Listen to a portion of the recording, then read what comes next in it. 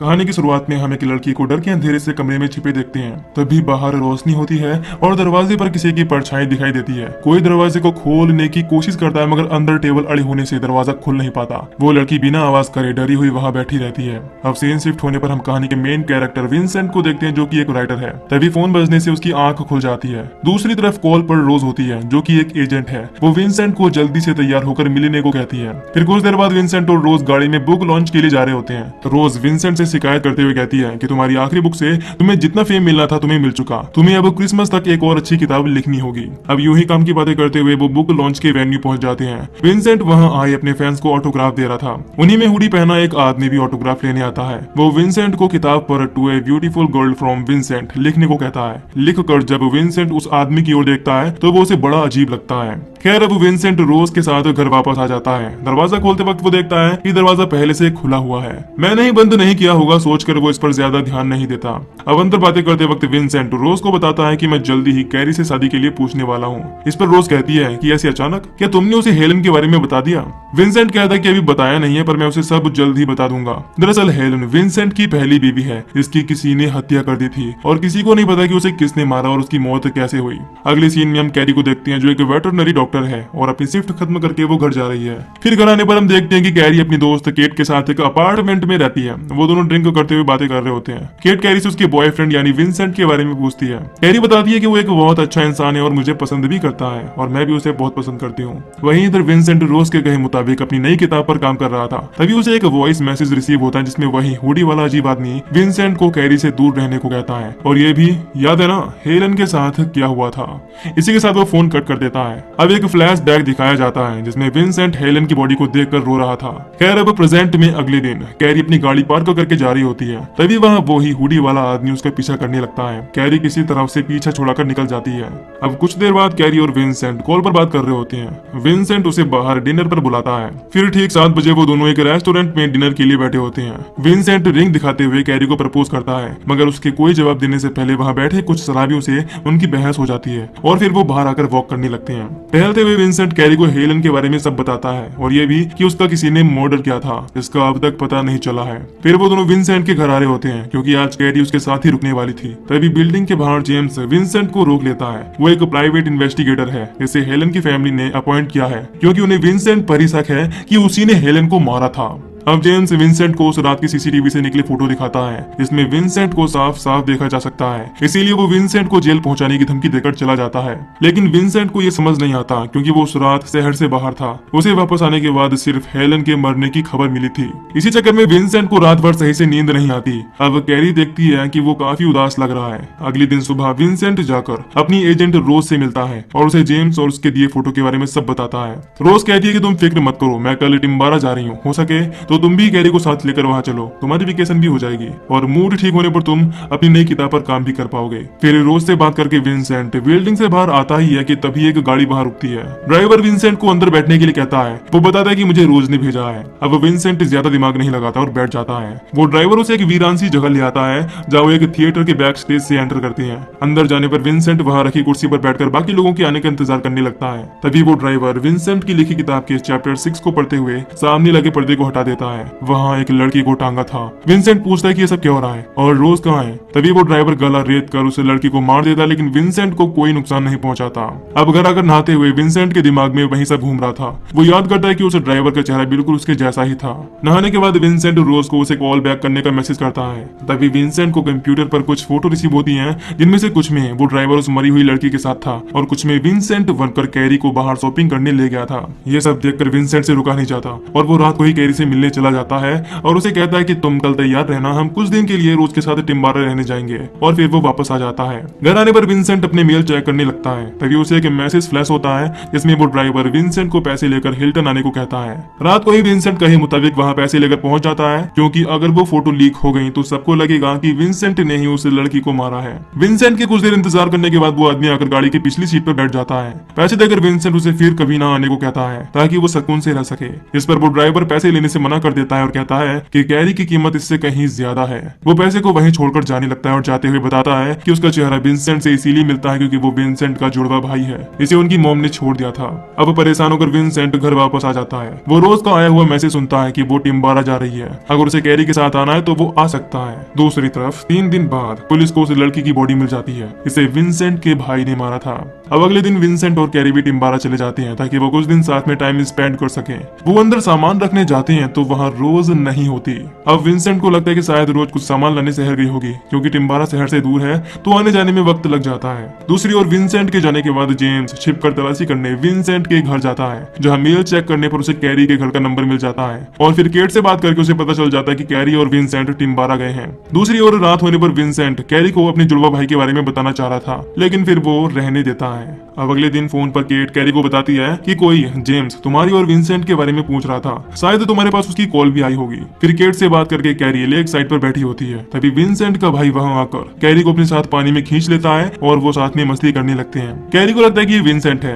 अब दोस्तों आगे कहानी को सिंपल रखने के लिए हम विंसेंट के भाई को एडम बुलाएंगे। खैर अब लेक से घर वापस आने पर कैरी खुद को साफ करने के लिए बात ले रही होती है, तभी उसे बाहर से कुछ आवाज आती है। जाकर देखने पर वहाँ एडम होता है जो कैरी के साथ रोमांटिक होने लगता है। कैरी को नहीं पता होता कि विंसेंट का कोई भाई भी है, वो उसे विंसेंट ही समझ रही थी। अब रोमांस करने के बाद जब वो डिनर कर रहे होते हैं तो कैरी को एडम का बर्ताव कुछ अजीब लगता है। वो पूछती है कि तुम ठीक हो ना। एडम कोई जवाब नहीं देता और अचानक म्यूजिक प्ले करके कैरी की ओर हाथ बढ़ाता है डांस करने के लिए। अब डांस करते हुए भी एडम कैरी को जबरदस्ती किस करने लगता है। इससे कैरी थोड़ी अनकंफर्टेबल हो जाती है और वो थकान का बहाना बनाकर सोने चली जाती है। अपने रूम में अगर कैरी एडम को विंसेंट समझकर उसके अजीब बर्ताव के बारे में केट से बात करती है। इस पर केट कहती है कि देखो विंसेंट की पहली बीवी कैसे मरी किसी को नहीं पता, इसीलिए तुम जल्दी वापस आ जाओ। अब कैरी केट से बात करके एडम को बताने जाती है कि तुम मुझे कल घर छोड़ाना, मैं वापस जाना चाहती हूँ। लेकिन जब वो जा रही होती है तो एडम उसका हाथ पकड़ लेता है और उसे वहाँ बैठने को कहता है। इससे कैरी डरकर अपने रूम में भाग जाती है और दरवाजा बंद करके बेड के पास बैठ जाती है। ये वही नजारा था जो हमने मूवी की शुरुआत में देखा था। वो डरकर छिपने वाली लड़की कैरी ही है। तभी एडम वहाँ आता है। उसके हैंडल घुमाने पर दरवाजा नहीं खुलता, इसीलिए वो दरवाजा तोड़कर अंदर आ जाता है। अंदर आने पर एडम कमरे की खिड़की खुली देखता है, यानी कैरी वहाँ से बाहर भाग गई थी।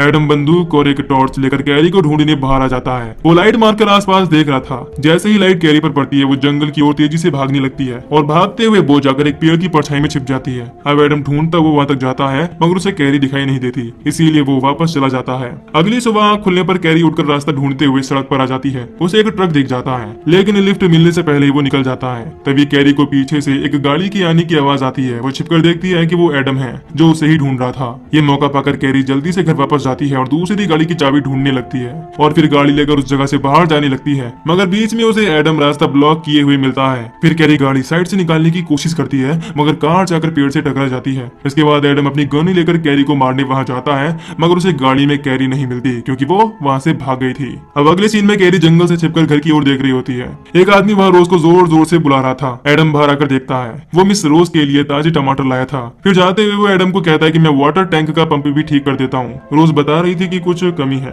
अब एडम ने रोज को मारकर वहीं दफनाया था, इसीलिए ही विंसेंट और कैरी जब यहाँ आए थे तो उन्हें मिस रोज नहीं मिली थी। खैर अब वो आदमी जब वहां जाता है तो उसे रोज का दफनाया वो चेहरा दिख जाता है। तभी पीछे से एडम आकर उसे भी शूट कर देता है। उधर गोली चलने की आवाज सुनकर कैरी भागकर वहां बनी लकड़ी के खंडेर में छिपने आ जाती है। अंदर विंसेंट को बंधा देखकर कैरी उसे पीटना शुरू कर देती है क्योंकि वो उसे एडम समझ रही थी। तभी उसकी नजर बाहर से आते हुए एडम पर पड़ती है, जिसका चेहरा बिल्कुल विंसेंट जैसा ही है। विंसेंट कैरी को बताता है कि वो मेरा भाई है। फिर कैरी वही लकड़ियों के पीछे छिप जाती है। थोड़ी देर बाद एडम वहां आकर विंसेंट को बताता है कि कैरी कहीं भाग गई है। इस पर विंसेंट रोते हुए पूछने लगता है कि आखिर तुम चाहते क्या हो। इस पर एडम बताता है कि मैं तुम्हारी जगह ले लूंगा और सभी हत्याओं का इल्जाम तुम पर आएगा, और फिर वो कैरी को ढूंढने बाहर चला जाता है। एडम के जाने के बाद कैरी बाहर आकर विंसेंट को हग कर लेती है और बताती है कि एडम ने रोज को भी मार दिया है। वहीं दूसरी तरफ जेम्स भी विंसेंट को ढूंढते हुए टिम्बारा आ जाता है। अब घर पहुंचकर आसपास देखते हुए जेम्स को उस आदमी की बॉडी मिल जाती है जो पंप ठीक करने आया था। ये देखते ही जेम्स अपनी गन निकालकर अंदर घर में तलाशी करने चला जाता है। वो कमरों की तलाशी ही ले रहा था कि तभी उसे खिड़की से एडम अंदर आता दिखाई देता है। जेम्स उसे विंसेंट समझता है। फिर एडम के अंदर आते ही जेम्स उसे गन पॉइंट पर लेकर अरेस्ट कर लेता है और एक जगह बैठा कर दूसरे रूम देखने लगता है, मगर एडम ने वहाँ ट्रैप लगाया हुआ था। दरवाजा खोलते ही वायर खींचने से फायर होती है और जेम्स गोली लगते ही नीचे गिर जाता है। इधर कैरी विंसेंट को कहती है कि मुझे घर में जाकर फोन लाना होगा ताकि हम मदद बुला सके। इस पर विंसेंट बताता है कि अंदर बेड के साइड वाले ड्रॉअर में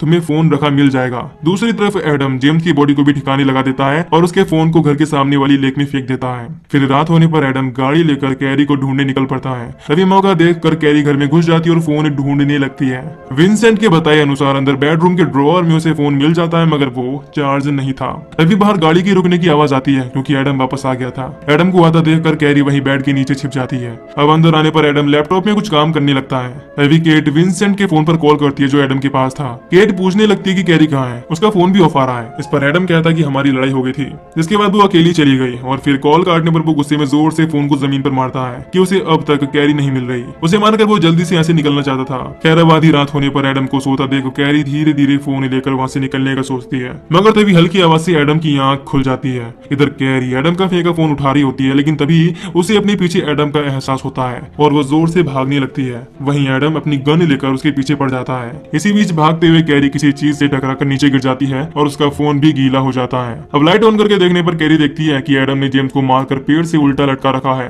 और ये देखकर उसकी चीख निकल जाती है। वहीं इधर कैरी की आवाज सुनकर एडम भी उस तरफ आने लगता है। दूसरी तरफ कैरी भागते हुए विंसेंट के पास आ जाती है और उससे बताती है कि एडम ने उस इन्वेस्टिगेटर को भी मार दिया जो उस दिन तुमसे मिलने आया था। तभी कैरी को ढूंढते हुए एडम वहां आ जाता है और विंसेंट को सोता देख वो उसे शूट करने ही वाला था, लेकिन तभी पीछे से कैरी वहां आ जाती है और एडम उसे देखने मुड़ता ही है। लेकिन तभी विंसेंट एडम को जोर से मारता है और अब वो दोनों लड़ने लगते हैं। विंसेंट कैरी को घर जाकर गाड़ी की चाबी ढूंढने को कहता है और वो घर की ओर चली जाती है। वहीं इधर लड़ाई करते हुए विंसेंट एडम को लात मारकर नीचे गिरा देता है और फिर गन पॉइंट पर ले लेता है। उधर कैरी घर तक पहुंचती ही है कि तभी विंसेंट भी वहां आ जाता है और वो जल्दी से चाबी ढूंढने लगता है। विंसेंट बताता है कि मौका होने के बाद भी मैं उसे नहीं मार सका क्योंकि वो मेरा भाई है। कैरी इस बात के लिए विंसेंट पर गुस्सा होने लगती है कि तुम्हें उसे मार देना चाहिए था। तभी खिड़की का ग्लास टूटता है और एडम वहां आ जाता है। विंसेंट के पास अब भी गन होती है। एडम उसे गोली चलाने के लिए कहता है, मगर वो नहीं चलाता। फिर एडम विंसेंट को उकसाने लगता है और कहता है कि मैंने हेलन को कैसे तड़पाकर मारा था। अब गुस्से में आकर विंसेंट एडम की तरफ शूट कर देता है, मगर वो शॉट मिस कर जाता है और फिर दोनों में लड़ाई होने लगती है। फाइट करते हुए एडम विंसेंट को पीछे से चाकू मारकर गिरा देता है और फिर कैरी को अपने साथ लेकर वहां से जाने लगता है। अब कैरी एडम को विंसेंट समझती है और उसे आई लव यू विंसेंट कहते हुए हक कर लेती है। अपने भाई का नाम सुनकर एडम कैरी को अजीब तरह से देखने लगता है। इसी बीच पीछे से विंसेंट आकर एडम की गर्दन पर चाकू से हमला कर उसे मार डालता है और वो दोनों वहीं बेड पर थक कर लेट जाते हैं। इसके बाद हम देखते हैं कि पुलिस वहां आ जाती है और एम्बुलेंस में सभी बॉडीज को लेकर जाया जाता है। इसके बाद हम विंसेंट को स्टेज पर अपनी नई बुक को पढ़ते देखते हैं। दरअसल विंसेंट ही मूवी की कहानी को नरेट कर रहा था। उसकी नई बुक का नाम बैड ब्लड है। आखिर में ऑडियंस में बैठी कैरी को दिखाया जाता है जो फिलहाल प्रेग्नेंट है। कहानी खत्म होने पर सभी लोग खड़े होकर विंसेंट के लिए तालियां बजाने लगते हैं और इसी के साथ ये मूवी यहीं पर खत्म हो जाती है। तो दोस्तों, अगर आपको इस मूवी की एक्सप्लेनेशन पसंद आई हो तो वीडियो को लाइक और चैनल को सब्सक्राइब